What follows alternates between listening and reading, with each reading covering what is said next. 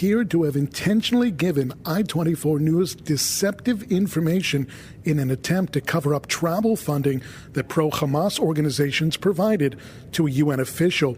UN Special Rapporteur for Palestinian Rights Francesca Albanese took a politically charged trip to Australia and New Zealand in November of 2023.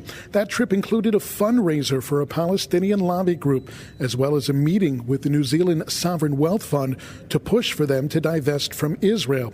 Albanese has been accused of anti-Semitism by the American, French, and German governments, among other entities. Now, the Australian Friends of Palestine Association, which praised October 7th mastermind Yahya Sinwar as incredibly moving, claimed publicly that it had sponsored Albanese's visit.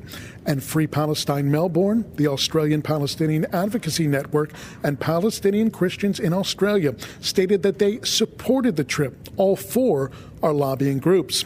Now, we asked various UN officials and entities for months whether pro-Hamas groups actually did fund the trip. Albanese repeatedly insisted the trip, which was estimated by the UN Watch NGO to cost around $22,000, was paid for by the UN, calling claims to the contrary, quote, egregiously false.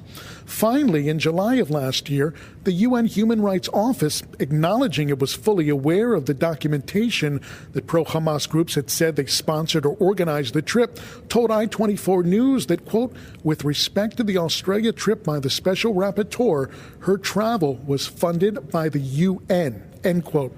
They ignored requests to provide any documentation showing that to actually be the case. Since then, a 6-person panel of Albanese's peers who have long attacked her accusers was assigned the task of investigating a host of accusations against Albanese. In a letter written last month to UN Human Rights Council President Jörg Lauber by that panel, known as the UN Coordination Committee of Special Procedures, they finally acknowledged Albanese had taken, quote, partial external funding for internal trips within Australia and New Zealand, end quote, though they insisted that funding was within the bounds of the UN Code of Conduct. I-24 News asked the media offices for the UN Human Rights Office and Special Procedures for clarity on what seemed to be contradictory claims. Like former U.S. President Bill Clinton's cagey testimony in the Lewinsky affair when he famously remarked, it depends upon what the meaning of the word is. Well, for the UN Human Rights Office and Albanese, it apparently depends upon what the meaning of the word to is. The Special Procedures Office told us, quote, with regard to the Special Rapporteur's visit to Australia, her travel was funded by the United Nations regular budget. The Coordination Committee of Special Procedures assessed that the allegations concerning partial external funding for internal travel within Australia and New Zealand concluded there was no breach of the Code of Conduct. The committee noted that it is common practice for conference organizers to cover the participation costs of mandate holders. Now, with that, the UN finally conceded Albanese had, in fact, received external funding after all.